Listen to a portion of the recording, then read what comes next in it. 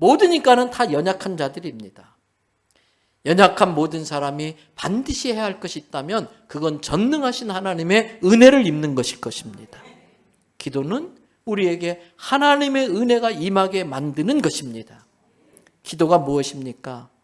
전능하신 하나님께 겸손히 은혜를 구하고 도움을 구하는 게 기도입니다. 우리의 능력은 우리가 가진 능력에 있는 것이 아니고 언제나 어디서나 하나님께 기도할 수 있다는 것과 그 기도하면 하나님이 들어주신다고 하는 믿음에 우리의 능력이 있는 줄로 믿습니다. 여러분, 성경에 나오는 하나님이 쓰신 위대한 인물들은 한결같이 기도의 사람들이었습니다.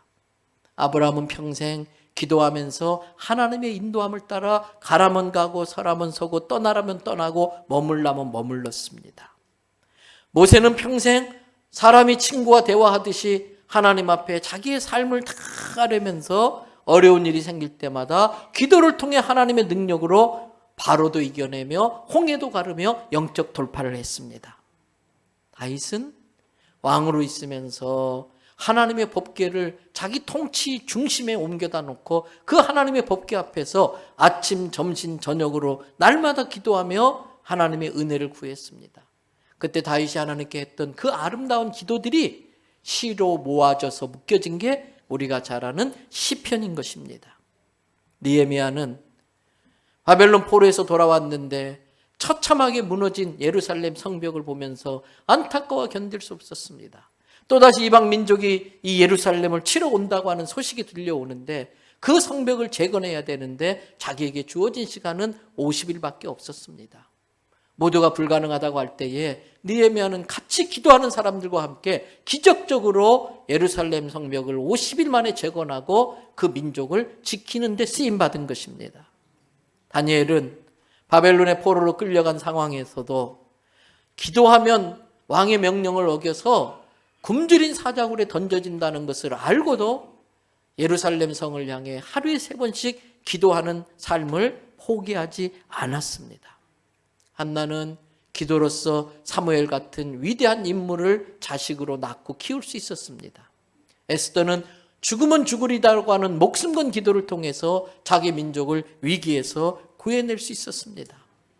성경은 야고보서 5장 17절 18절에서 이렇게 말합니다. 엘리야는 그 다음 뭐라고 되어 있습니까? 우리와 성정이 같은 사람이로되. 조금 전에 나열했던 그 모든 사람들이 우리보다 잘난 게 없는 사람들이라는 것입니다. 그 대단한 선지자 엘리야 선지자도 우리와 성정이 똑같아서 아브라함과 같은 믿음으로 엘리야와 같은 믿음으로 그렇게 똑같이 기도하면 우리에게도 그들이 받았던 기도의 응답이 이루어진다는 의미인 것입니다. 엘리야는 우리와 성정이 같은 사람이로되 그가 비가 오지 않기를 간절히 기도한 즉 3년 6개월 동안 땅에 비가 오지 아니하고 다시 기도하니 하늘이 비를 주고 땅이 열매를 맺었느니라 그랬습니다. 때문에 여러분, 우리의 삶의 기도가 얼마나 중요한지 모릅니다. 우리가 만일 기도하지 않는다면 첫 번째 따라하십시다. 큰 손해를 보는 일이다. 가장 큰 손해를 보는 일이다. 우리가 손해보기를 얼마나 싫어합니까? 몇천 원짜리 물건 살 때도 사기 안 당하려고 속지 않으려고 비싸게 사고 싶지 않아서 깎고 또 깎습니다. 자그마한 손해도 보려고 하지 않는데 기도하지 않는 것은 그것과 비교할 수 없는 가장 큰 손해를 보는 겁니다. 예수님께서 마태복음 7장 7절 8절에 말씀하셨습니다. 구하라 그리하면 너희에게 주실 것이요 찾으라 그리하면 찾아낼 것이요 문을 두드리라 그리하면 너희에게 열릴 것이니 8절 말씀 다 같이 읽어봅니다. 구하는 이마다 받을 것이요 찾는 이는 찾아낼 것이요 두드리는 이에게는 열릴 것이니라. 여러분 그렇습니다. 누구에게 젖을 줍니까? 누구에게 젖을 줍니까? 우는 애에게 줍니다. 애가 아무리 배고파도 울지 않으면 엄마는 애가 배고픈지 몰라요. 우는 애에게 젖을 줍니다. 오늘 예수님께서 구하는 자에게 주신다고 그랬어요. 구하지 않으면 안 주는 거예요. 그래서 예수님은 요한복음 16장 24절에서 지금까지는 너희가 내 이름으로 아무것도 구하지 아니하였으나 뭐라고 그랬어요? 구하라 그리하면 받으리니 너희 기쁨이 충만하리라. 너희가 나를 몰랐을 때는, 너희가 나와 상관없었을 때는 내 이름으로 구할 줄도 몰랐고 구하지도 않았지만 이제 나를 구세주로 믿는 너희는 내 이름으로 구할 수 있는 자격이 생겼다. 구하라 그리하면 받으리니 그것으로 인하여 너희 기쁨이 충만하리라는 말씀이에요. 때문에 기도하지 않는 것은 기도하지 않는 걸로 끝나는 것이 아니라 가장 큰 손해를 보고 있는 겁니다. 우리가 기도할 때에 하늘문이 열려집니다. 하늘의 신령한 꽃과 이 땅에 기름진 것으로 주님께서 부어주십니다. 또 기도하지 않는 것은 따라합시다. 자신을 가장 위험한 곳에 방치하는 것이다. 여러분, 사단은 삼킬 자를 호시탐탐 노리고 다녀요. 기도는 전쟁에 나가는 군인이 갑옷을 입는 것과 똑같은 거예요. 기도는 전쟁에 나가는 군인이 무장하는 것과 똑같은 거예요. 기도하지 않으면 사단의 공격에 무방비 상태가 됩니다. 가장 위험에 자기를 노출하는 겁니다. 작은 공격에도 치명타를 입을 수 있는 것입니다. 베드로 얼마나 대단한 베드로입니까? 예수님의 수제자입니다. 그런데 예수님이 십자가 지시기 전날 겟세마네 동산에 데리고 가서 같이 기도하자고 했는데 기도하지 않았어요. 그 다음날 여자아이가 너도 예수와 한 패지 그 말에 기겁을 하고 예수를 저주하고 욕하고 도망쳐버렸어요. 그 여자아이의 조그마한 공격에도 베드로는 치명타를 입고 도망친 거예요. 여러분, 기도에 실패했기 때문에 십자가 지는 일에 실패한 거예요. 예수님도 그 기도에 실패했다면 십자가 질 수 없었겠지만 그 전날 밤 기도에 성공했기 때문에 십자가 지는 일을 감당할 수 있었던 것입니다. 기도에 실패하면 십자가 지는 일에 실패합니다. 십자가 지는 거 실패하면 십자가 진 자에게 주는 의의 면류관을 받아 쓰지 못하는 겁니다. 기도는 하나님께서 우리에게 주신 가장 강력한 무기예요. 아무리 미사일 성능이 좋으면 뭐합니까? 사용하지 않으면 소용이 없어요. 기도는 가장 강력한 미사일보다 더 강력한 건데 기도하지 않으면 그 기도의 성능, 기도의 효력, 기도의 능력을 우리는 경험할 수 없는 것입니다. 다니엘서 6장에 보니까 포로로 끌려온 주제에 자기들보다 높은 자리에 올라가고 왕의 사랑을 독차지하는 다니엘을 시기하는 무리배들이 있었어요. 그래서 그들이 계략을 꾸밉니다. 그걸 안 다니엘이 6장 10절을 보세요. 다 같이 함께 읽습니다.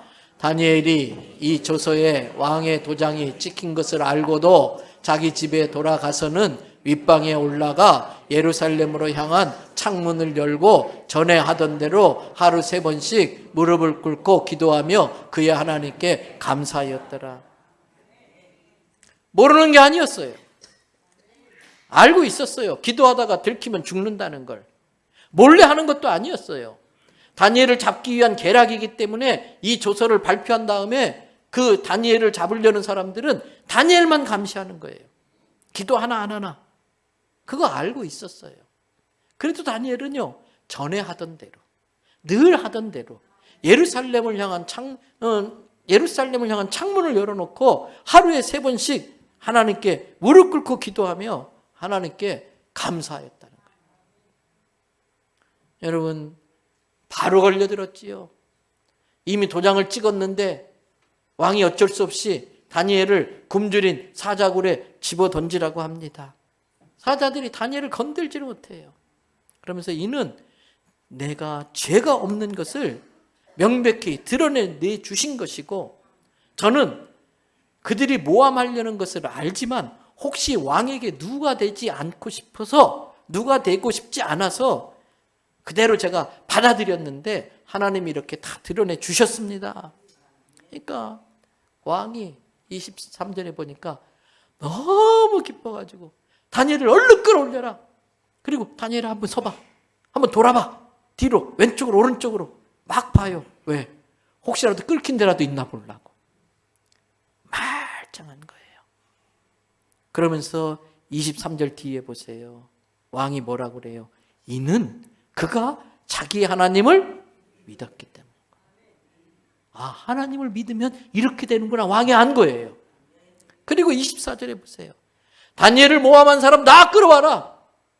그리고 저 대신 사자굴에 집어 던져라. 성경이 뭐라고 그랬어요? 그들이 굴 바닥에 닿기도 전에 너무 배고픈 사자들이 확 물어버리는데 뼈가 다 부서져 으스러져 버린 거예요. 우리가 기도할 때에 우리를 삼키려는 원수마귀가 뼈가 부스러지는 줄로 믿습니다. 그러면서 25절에 보니까 그 당시 바벨론이 세계 최대 강대국이거든요. 엄청난 나라를 정복했거든요. 자기가 정복한 모든 나라의 말로 조설 하나 만들어라. 그리고 다 알려라. 그러면서 25절 뒤에 보니까 원하건대 너희에게 백성들아 너희에게 큰 평강이 있을지어다. 그러면서 이제 26절 나 다리오 왕이 조설 하나 발표한다. 이것 지키지 않으면 너네들 죽을 줄 알아라 이거예요.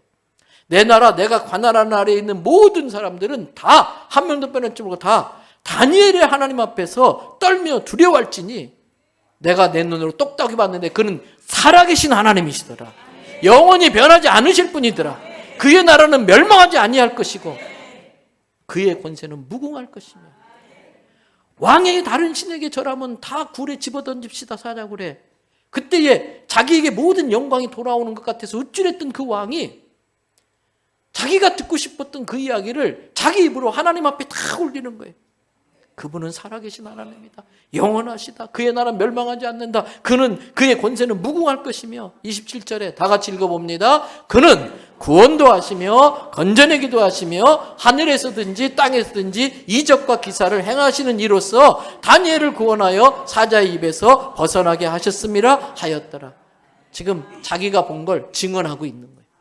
그러므로 우리는 내가 위험에 방치되지 않도록 기도함으로써 전신갑주로 무장하면 하나님께서 원수마귀를 물리치고 지켜주시는 걸 믿고 기도하시기 바랍니다.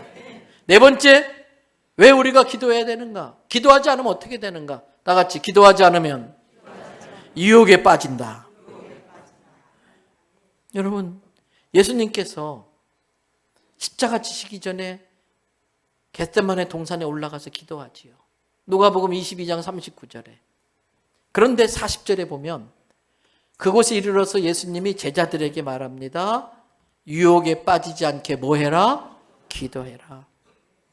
그리고 예수님은 돌 던지면 닿을 만한 거리에 따로 떨어져서 막 기도해요. 근데 제자들은 다 자요. 예수님은 깨어 기도하셨습니다. 제자들은 잤습니다. 그 다음날 어떻게 됐을까요? 예수님께도 유혹이 왔습니다. 할 수만 있다면 이 잔을 내게서 그냥 지나가게 하시면 안 될까요? 그랬지만 예수님의 결론은 그러나 내 원대로 하지 마시고 아버지 원대로 하십시오. 유혹을 이겨냈어요. 그러나 앞에서 말씀드렸듯이 다른 제자들은 말할 것 없이 다 도망쳤고 그나마 용기를 내서 베드로가 혼자 예수님 십자가 지는 곳에 따라갔지만 여자아이 하나가 너도 예수 안 패지 그 말에 기겁하고 예수를 저지하고 도망갔잖아요. 그 사단의 유혹과 공격에 넘어간 것은 그 전날 기도에 실패했기 때문에. 십자가 지는데 실패한 이유는 기도에 실패했기 때문이에요. 기도에 승리할 때에 십자가 지는 승리를 할 수 있는 거예요.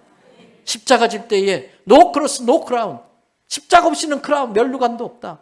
그러나 십자가를 질 때에 주께서 우리에게 의의 면류관을 주실 줄을 믿습니다. 다섯 번째, 우리가 왜 또 기도해야 되는가? 기도하지 않으면 어떻게 되는가? 기도하지 않으면 주의 뜻을 분별할 수가 없어요. 여러분, 오늘 본문 베드로전서 4장 7절 이런 구절은 그냥 외우셔야 돼요. 만물의 마지막이 가까이 왔으니 그러므로 너희는 정신을 차리고 근신하여 기도하라. 지금 뉴스에 보는 모든 뉴스의 내용들은 이미 오래전에 성경에 예언되었던 것들이에요. 지금 우리 눈앞에 나타나는 모든 기후현상, 모든 전쟁의 소식들, 모든 지진, 홍수, 이것은 이미 성경에 앞으로 이런 일이 일어날 거라고 예언한 것들이 지금 나타나고 있어요. 정말 말세의 마지막 때가 가까운 거예요. 근데 이 마지막 때는요, 우리의 정신을 혼미케 하는 것들이 얼마나 많은지 몰라. 정신 차리시기 바랍니다. 근신하라. 근신이 뭐예요? 할 거 다 하지 않는 거예요. 여러분, 우리는 기도를 통해서 마지막 때에 주의 뜻이 무엇인지를 알아서 분별해서 주의 뜻대로 살아야 할 줄 믿습니다. 여섯 번째, 왜 우리가 기도해야 되는가?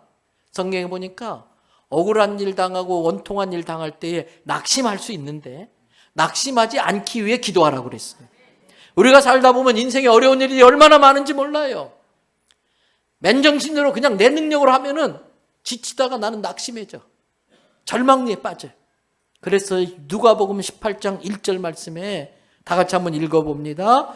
예수께서 그들 기도하고 낙심하지 말아야 할 것을 비유로 말씀하여, 항상 기도함으로 낙심하지 말 것을 비유로 말씀하는데 그 다음 내용이 뭐냐면 어떤 못된 재판장이 있었어. 아주 불의한 재판장이야. 돈 받고 그냥 다 재판 엉터리로 하고. 근데 한 과부가 억울한 일을 당했어. 과부라고 무시당하고 암만 가서 하소연해도 아무도 안 들어줘요. 이 재판장한테 가서 그렇게 이야기하는데 이거 가져와. 안 들어줘요. 이것도 안 갖고 네가 무슨 날 찾아왔냐. 그래도 이 과부는요 계속 찾아간 거예요. 그랬더니 불의한 재판장이 야, 징그러워 죽겠다. 내가 안 들어주면 들어줄 때까지 저럴 것이니 빨리 들어주고 끝내는 게 낫겠다. 예수님이 하신 이야기예요. 그 이야기 한 다음에 예수님이 누가복음 18장 6절부터 뭐라고 하는지 보세요. 6절에 주께서 이르시되 조금 전에 불의한 재판장이 말한 것을 너희가 들었지? 그러면서 7절에 불의한 재판장도 그러는데 하물며 불의한 재판장과 비교도 할 수 없는 하나님께서 그 밤낮 부르짖는, 그 다음 뭐라고 되어 있어요? 택한. 기도는 아무나 하는 게 아니에요. 사랑도 아무나 하는 게 아닌 것처럼 기도도 아무나 하는 게 아니에요. 하나님께서 택한 하나님의 자녀만이 기도할 수 있는 거예요. 그 하나님의 자녀라 믿음이 없는 사람은 암만 기도해봤자 소용이 없어요. 그 밤낮 부르짖는 택한 자들의 원한을 풀어주지 않겠느냐? 그들에게 오래 참겠느냐? 오래가지 않는다는 거예요. 그러면서 8절 내가 너희에게 알려줄 텐데 하나님은 속히 그 원한을 풀어주시리라. 근데 그 다음 재밌는 말이 나와요. 그런데 얘들아, 나 예수 인자가 마지막 때에 올 때에 이 세상에서 그런 믿음을 가지고 하나님께 밤낮 부르짖으면 택한 자의 구하는 걸 들어준다고 하는 그 믿음을 가지고 기도하는 자가 있겠느냐? 저는 예수님께서 우리 교회에서 그 믿음으로 기도하는 자들을 찾아내실 수 있기를 바랍니다. 하나만 더 왜 기도해야 되는가? 여러분, 야고보서 5장 15절 16절을 보세요. 믿음의 기도는 뭐라고 그랬어요? 병든 자를 구원하리니. 그 다음 뭐라고 그랬어요? 주께서 그를 일으키시리라. 의사가 일으키는 게 아닙니다. 주님이 일으키실 줄로 믿습니다. 근데 그게 믿음의 기도가 돼야 돼. 한번 해보지, 뭐 속는 셈 치고 해보지, 이건 믿음의 기도가 아니에요. 근데 가끔 15절 뒤에 뭐라고 그랬느냐? 혹시 죄를 범하였을지라도 사하심을 받으리라. 어떤 병들은 그 병의 원인이 나의 죄로부터 시작된 게 있어요. 다 그런 건 아니지만 어떤 병은 내 죄가 원인인 경우가 있다는 거예요. 그래서 그 원인을 먼저 해결해야 되기 때문에 16절을 보세요. 그러므로 너희 죄를 서로 회개하라는 거예요. 회개하라는 거예요. 용서하지 못한 죄, 사랑하지 못한 죄, 남을 모함하고 내게 있는 그런 육체 질병이 혹시 죄로 시작된 거라면 죄 문제부터 해결해야 그게 풀린다는 거예요. 그래서 서로 고백하며 병 낫기를 위하여 그 다음에 서로 기도해라. 그 다음 뭐라고 했어요? 의인의 간구. 우리는 의인 아니에요. 죄인이에요. 그런데 하나님의 은혜로 예수님의 보혈로 죄 씻어주셔서 의롭다고 된 거예요. 때문에 여기서 의인의 간구는 우리의 간구야. 예수 보혈로 죄 용서함을 받았다는 믿는 사람의 간구가 의인의 간구예요. 그 의인의 간구는 역사하는 힘이 큼이니라.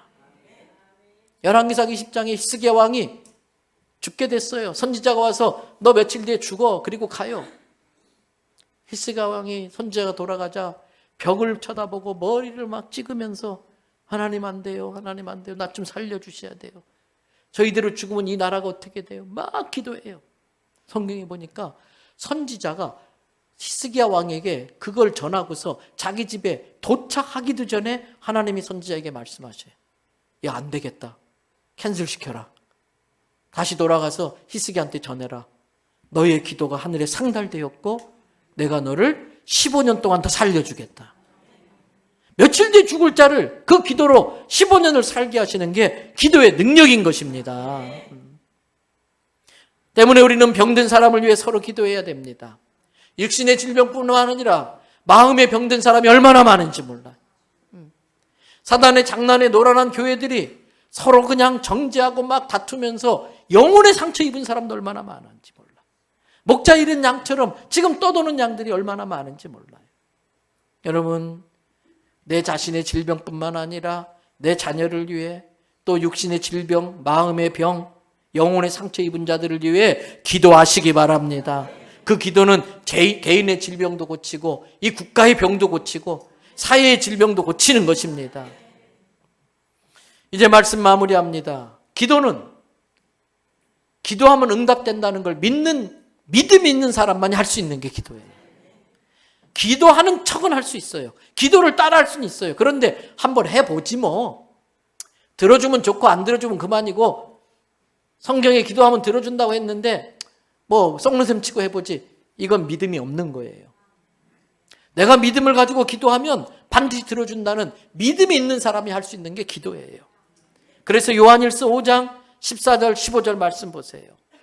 하나님을 향하여 우리가 가지고 있는 배짱이 있으니, 담대함이 있으니, 하나님의 뜻에만 맞는다면, 아이고 저 미운 놈 죽여주세요, 이건 하나님의 뜻에 안 맞아. 그의 뜻대로 구한다고만 한다면 그것이 무엇이 됐든지 하나님께서 그걸 들으심이라. 그래서 15절, 우리가 무엇이든지 구하는 바를 하나님이 들으실 줄을 내가 믿음으로 알기 때문에 또한 우리가 그에게 구한 것을 받을 줄도 내가 안다, 그거예요. 여러분, 이 믿음을 가지고 하나님께 간절히 나가서 기도해 보시기 바랍니다. 사무엘상 7장 8절에 보니까 블레셋 사람들한테 하도 괴롭힘을 당하니까 이스라엘 백성들이 사무엘 선지자를 찾아와요. 그리고 말합니다. 당신은 우리를 위하여 우리 하나님 여호와께 어떻게? 쉬지 말고 부르짖어. 그렇게 기도해서 블레셋 사람의 손에서 우리를 구원하게 하소서, 이렇게 간곡히 와서 사정을 해요. 지금 똑같은 일이 대한민국에서 일어나고 있어요. 사방에 죽겠네, 힘들어 못 살겠네. 그건 우리들에게, 우리가 죽을 지경이니 너희 먼저 예수 믿는 은혜를 입은 너희들아, 우리를 위해 좀 기도해라. 우리 민족 살려달라고 기도해라. 지금 그렇게 하소연하고 있는 거예요. 에레미야가 2장 18절 말씀 보세요. 다 같이 읽어봅니다. 그들의 마음이 주를 향하여 부르짖기를, 딸 시온의 성벽아, 너는 밤낮으로 눈물을 강처럼 흘릴지어다. 스스로 쉬지 말고 내 눈동자를 쉬게 하지 말지어다. 예수님이 십자가 지고 가는데 예루살렘의 여인들이 오면서 막 우는 거예요. 그때 예수님이 뒤돌아보고 말합니다. 여인들아, 나를 위해 울지 말고 예루살렘과 너의 자녀들을 위해서 울라. 오늘 설교 제목이 그겁니다. 기도는 기적. 기도는 뭐다? 기적이다. 그래서 기적의 시작은 기도의 시작으로부터 되는 겁니다.